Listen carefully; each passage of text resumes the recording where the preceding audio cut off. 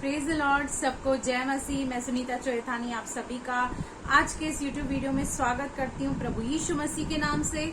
और अगर जो आपने चैनल को सब्सक्राइब नहीं किया तो चैनल को लाइक करें, सब्सक्राइब करें और बेल आइकन के बटन को क्लिक करें ताकि सुबह सुबह 9 बजे जब आप उठें तो परमेश्वर का वचन आप तक पहुंच जाए, नोटिफिकेशन आपके पास आ जाए और आप परमेश्वर के वचन को सुन सकें। हालेलुया।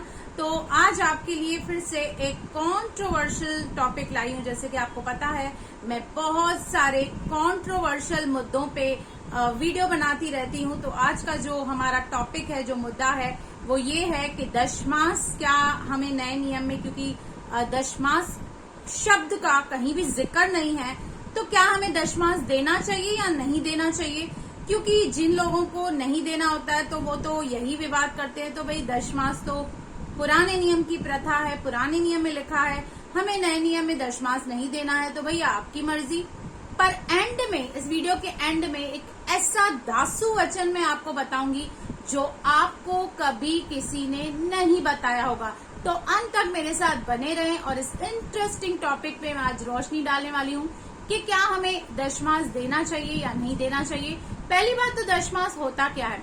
दशमास का मतलब है कि जो भी हमारी कमाई या प्रॉफिट या मुनाफा हमें होता है, जो भी हम काम करते हैं, चाहे नौकरी करते हैं, व्यवसाय करते हैं, तो उसका 10वां अंश यानी कि 10% जो है वो कहते हैं कि हमें प्रभु को देना है, प्रभु के राज्य में देना है, कलीसिया में देना है, किसी मिनिस्ट्री को देना है। इस रीति से हमें अपने 1/10 ऑफ हमारी इनकम को प्रभु को देना है। तो ये तो रही पुराने नियम की बात, लेकिन नया नियम इसके बारे में क्या कहता है और दशमास के बारे में पूरा बाइबल क्या कहता है मैं आपको संक्षेप में बताऊंगी। क्योंकि वचन तो बहुत है पर हर एक वचन मैं आपको बता नहीं सकती हूँ, पर कुछ वचन आपको जरूर आपके सामने रखना चाहती हूँ, कुछ वचनों को। और तो चलिए पहले मैं आपको ले चलती हूँ उत्पत्ति 14 का 19 और 20। यहाँ पर एक व्यक्ति है जिसने बाइबल में सबसे पहले दशमास दिया।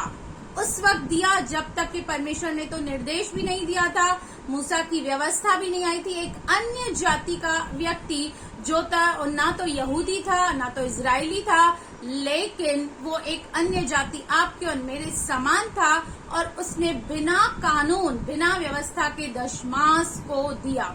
हम इसके बारे में पढ़ते हैं उत्पत्ति 14, 19 और 20।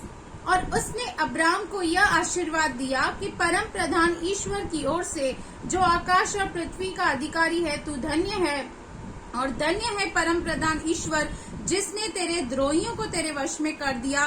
तब अब्राम ने उसको सब वस्तुओं का दशमास दिया। किसको?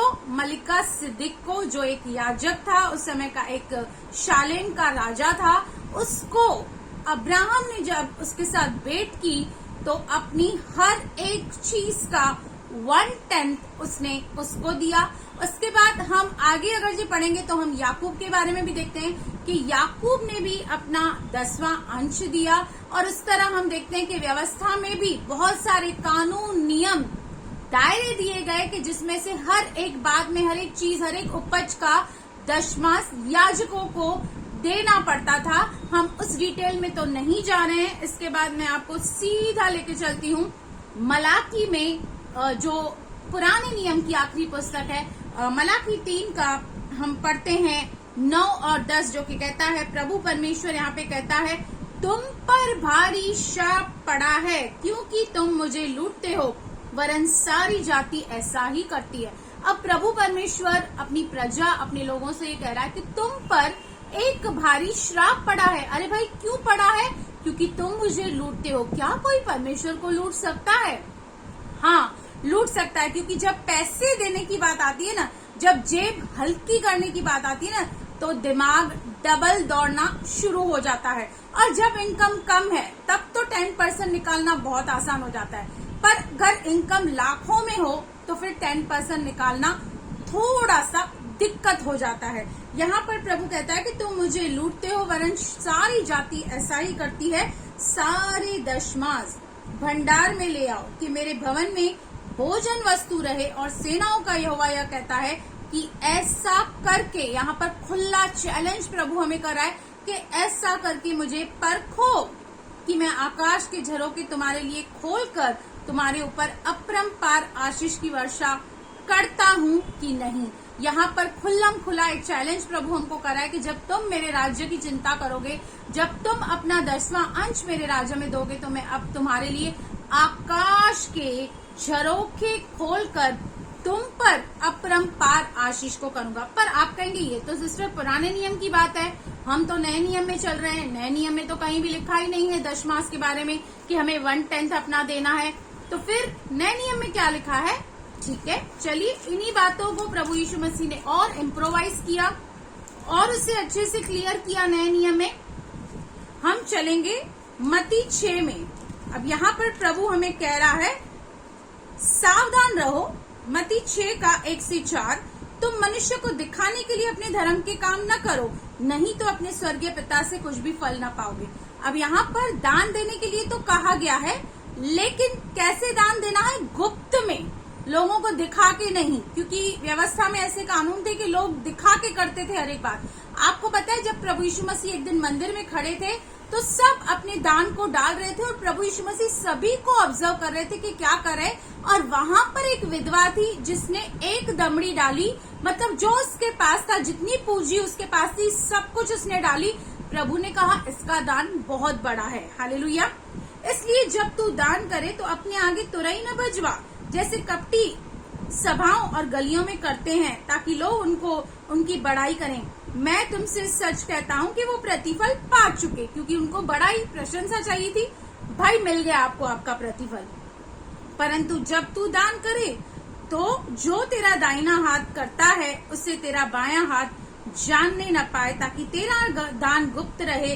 तब तेरा पिता जो गुप्त में देखता है तुझे प्रतिफल देगा। जब तू दान करे मतलब हमें करना है, प्रभु के लिए निकालना है, हमें अपनी जेब को हल्का करना है। वो कहता है जब तू दान करे तब कैसा कर? गुप्त में कर। हालेलुया। और आगे भी बहुत सारे वचन है जो कहता है दो तो तुम्हें दिया जाएगा, जो ज्यादा होता है वो ज्यादा पाता है। यानी कि नया नियम आपको सिर्फ 10% तक लिमिट नहीं कर रहा है। आपके मन की जो भी तैयारी है, प्रभु हर्ष से देने वालों से प्रसन्न होता है, कुरिन्थियों में लिखा है। आपकी अगर जो मन की तैयारी है ना कि मैं 20% दूं, तो आप 20% दे सकते हैं। आपकी अगर जी मन की तैयारी है ना कि मैं अपने इनकम का 50% प्रभु को दूं, आप दे सकते हैं। आपको कोई लिमिटेशन नहीं है। पुराने नियम में 10% तक लिमिटेड था, लेकिन प्रभु नए नियम में कह रहे हैं जो ज्यादा होता है वो ज्यादा काटेगा। दो तो तुम्हें भी दिया जाएगा। एक और वचन आपके सामने रखती हूँ, लूका 6 का हम देखेंगे। लूका 6 का 6 का हम 38 निकालेंगे। वहां पर देखिए प्रभु क्या कहता है, दिया करो तो तुम्हें भी दिया जाएगा। आप चाहते हो आपको मिले तो आपको पहले क्या करना पड़ेगा? आपको देना पड़ेगा, आपको कुछ तो खर्च करना पड़ेगा। आगे कहता है लोग पूरा नाप दबा दबा कर और हिला हिला कर और उभरता हुआ तुम्हारी गोद में डालेंगे, क्योंकि जिस नाप से तुम नापते हो उसी से तुम्हारे लिए भी नापा जाएगा। आपको लगता है मैं प्रभु को कम दूं, मैं अपने पास रखूं, मेरा पैसा खर्च नहीं होना चाहिए, प्रभु के लिए कलीसिया में नहीं जाना चाहिए, प्रभु के भंडार में नहीं जाना चाहिए, तो प्रभु कहते हैं कोई बात नहीं, जिस नाप से आप नापोगे आपके लिए भी नापा जाएगा।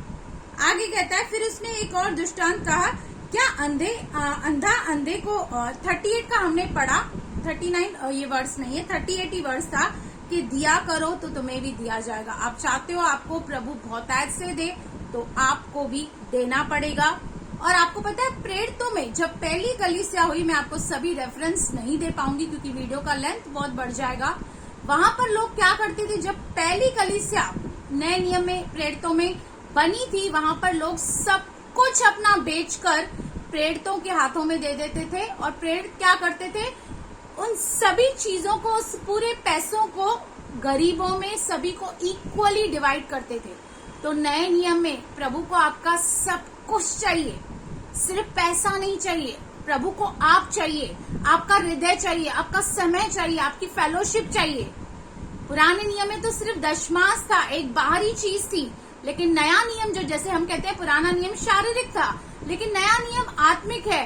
वो आपसे आपकी मांग करता है, आपको अपना सब कुछ देना पड़ेगा। आपको पता है ना, एक धनवान प्रभु यीशु मसीह के पास आया और कहा अनंत जीवन प्राप्त करने के लिए मैं क्या करूं।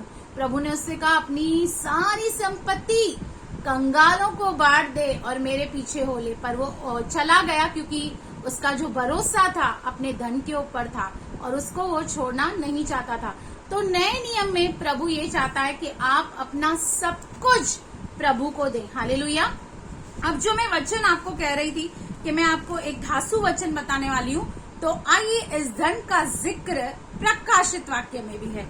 हम निकालेंगे प्रकाशित वाक्य 5:12। और वे ऊंचे शब्द से कहते थे, वध किया हुआ मेमना ही सामर्थ और धन और ज्ञान और शक्ति और आदर और महिमा और धन्यवाद के योग्य है। जब वहां पर प्रभु यीशु मसीह जो मेमना है उसकी आराधना हो रही है, तो वहां पे ऊंचे शब्द से ये कहा जा रहा है कि वध किया हुआ मेमना सामर्थ और धन और ज्ञान